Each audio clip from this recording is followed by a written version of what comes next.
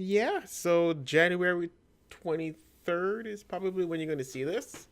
Huh? You guys excited? I don't know if I just got blurry, but it's 2019. It's been a minute since I did a video, okay? It really has been a little while. Took a little bit of a vacation. It's normal for this to happen in other countries. So anyway, Happy New Year. Hopefully everything is well. Um, so this video is about what's been happening. Just basically give you a little update of what's going on with the rig. So first things first. The last time you guys saw me, I had the AMD Ryzen 1700X and I had the 1070. That's not the case anymore. I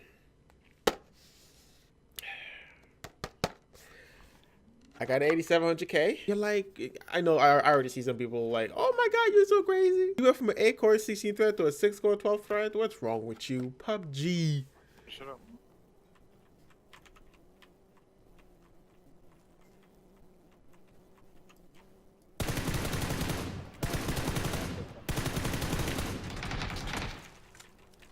What's good, B? What's good, B?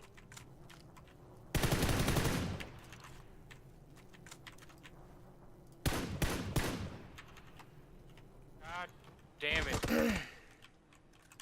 Okay, I'm dying hella fast. Knocked One one. knock. Coming at your building. One coming at your building. It's your right. By your front door. Oh, he's weak. GG. Holy Yeah. shit, Grease, nice. Nice effing You gotta get clutch. the zone. You won? Yeah, I won. What? Why is it delayed? It's this didn't look like he stepped out the shower and shit. Coming out. Dude.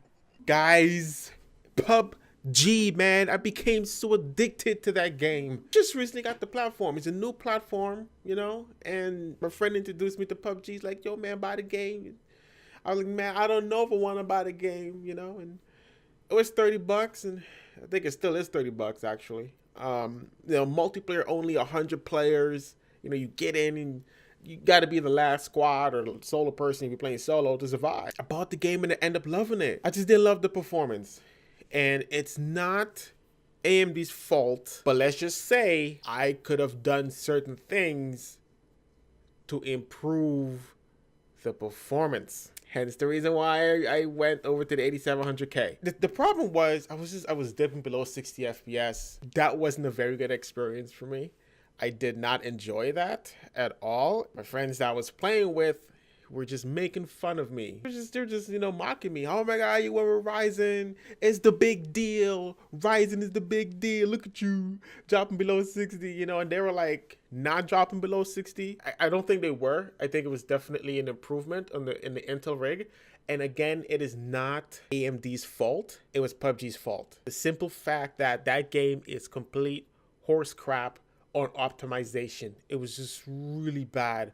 But your boy wanted a good experience. So I just went out and picked me up the 8700K. And the truth be told, I felt it immediately. The responsiveness of the game improved. The FPS was better. Did not dip below 60. I think it was like 80 something at the minimum. Maybe like 79 or something at the minimum. It was doing better than the AMD rig. AMD just came out. They didn't optimize for it. And damn sure if they did, it would have taken forever.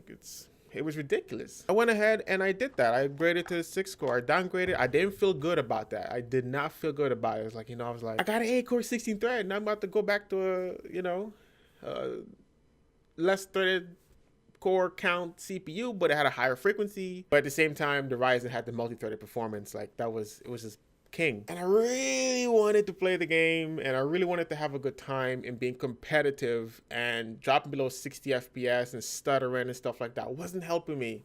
And it, again, to reiterate, it is not AMD's fault. It was PUBG's fault. It was Bluehole, the developers. It was their fault. I waited months. I waited a few months and I got tired. I got sick. I was like, no more. I'm forced to switch. So I did it. I switched. And that's PUBG's fault, not AMD. Because I know some people are going to try and eat me alive. They're going to do it. Somebody's not going to listen to this video and they're going to be like, well, it was PUBG's fault. I just said that.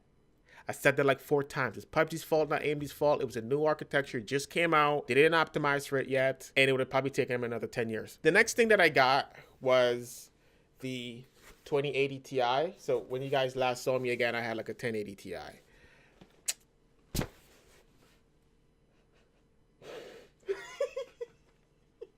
I'm sorry, I'm not thinking. Anyway, the last time you guys saw me, I had a 1070, and I got the now I have a 1080 Ti, and it's a beautiful card. The lowest I've seen it was like $700, and that's maybe like for the SC class. This has a triple fan, so I went up the next step, and I got the 1080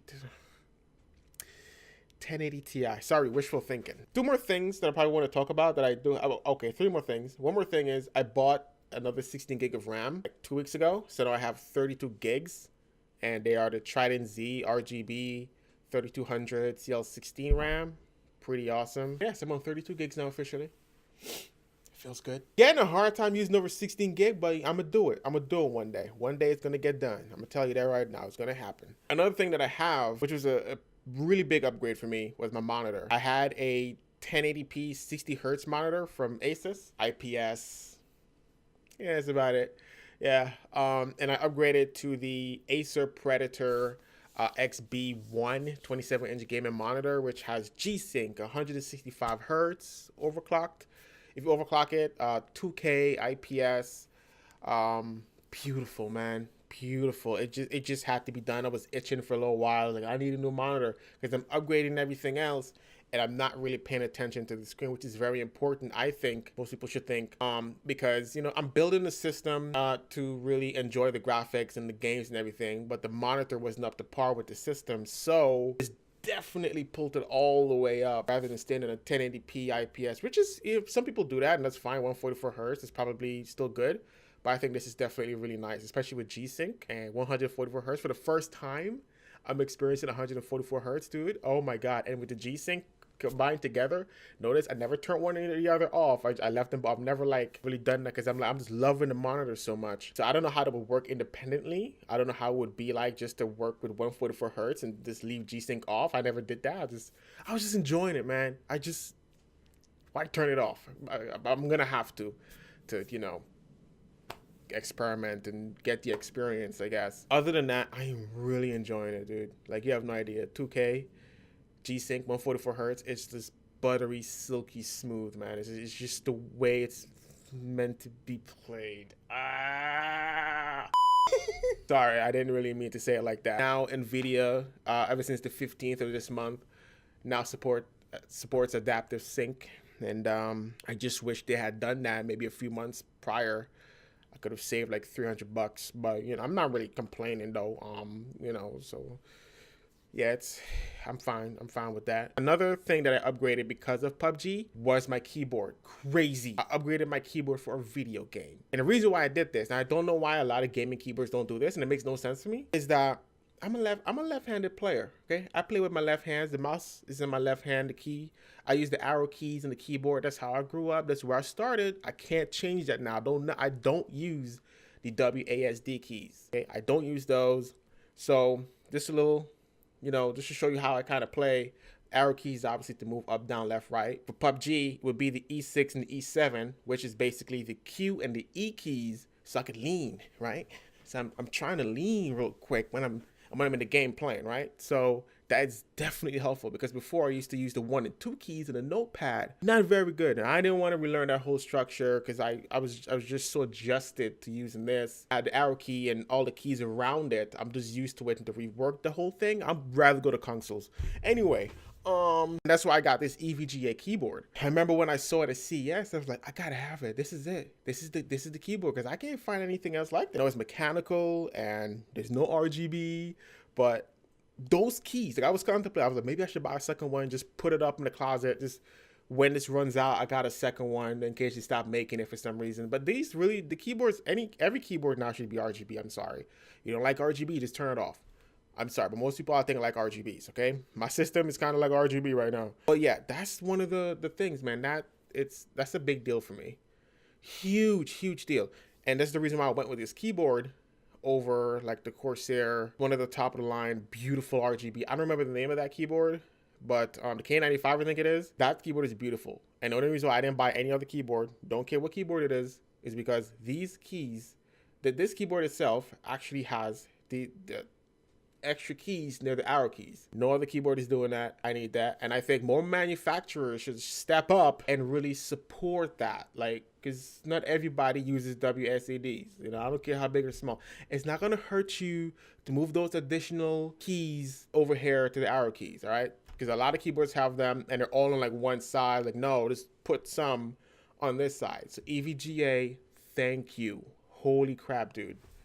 Thank you. Jesus. I was waiting for this keyboard to come out. Like, when they come, I'm gonna grab it. But besides that, I think that's really it. There's really nothing else. Cooler is the H115i V2. I want the Asus one, the Asus version of it with the OLED panel on the front of it and the circle lights around it, RGB lights around it. I really like that. So I'm gonna upgrade to that eventually. Other than that, man, I think that's it. Yeah, you know, you got the Maximus S motherboard. S? I said S, right? Yep. Okay, so I meant Maximus X motherboard. It's a Z370, not a Z390. If I do upgrade to a 9900K, I'm not upgrading the board. Obviously, I don't have to. I'm not gonna get into all of that right now. This is mostly just about that. It's about what's going on with the system. The case is the Thermaltake View 31. No. 27. Is the View 20 something or 30 something? 31, 32, 33, hell, I don't know. Upgraded my Xbox 360 controller to the Xbox One controller. I don't know, who cares, but that's that. So besides that, I think I have a pretty decent system. I'm contemplating on whether to go with 1080 Ti's SLI or just 2080 Ti. I don't know yet. It's probably going to be that though. It's probably going to be a 2080 Ti, I think. Yeah, I think that's it. I think I went over everything. I don't think I have anything else I need to talk about. So I went over the monitor, keyboard, mouse is like a Logitech G Pro. It's not really important. The case, the graphics card, 1080 Ti, 32 gigs of RAM, 8700K, overclocked to 5 gigs. For those of you who wants to know, I couldn't do it at first. I needed to delate it and put liquid metal. Otherwise, I could only do 4.9 because of the temperature. It just got way too hot because it needed too much voltage, which is 1.36 volts for 5 gigs. Other than that, I think that's really it. So I kind of gotta go. So I think the next video you can probably see from me would be the podcast. I am working on the 1080 Ti review, but yeah, probably not going to see that till next week. If you guys have any questions, concerns, comments, suggestions, just, you know, leave it below. Yeah, I'm going to see you guys next year. I'm kidding. All right, I'm going to stop. I'm going to see you guys next week. I'm going to see you next year. Oh, Lord. Okay, bye-bye. All right, let me...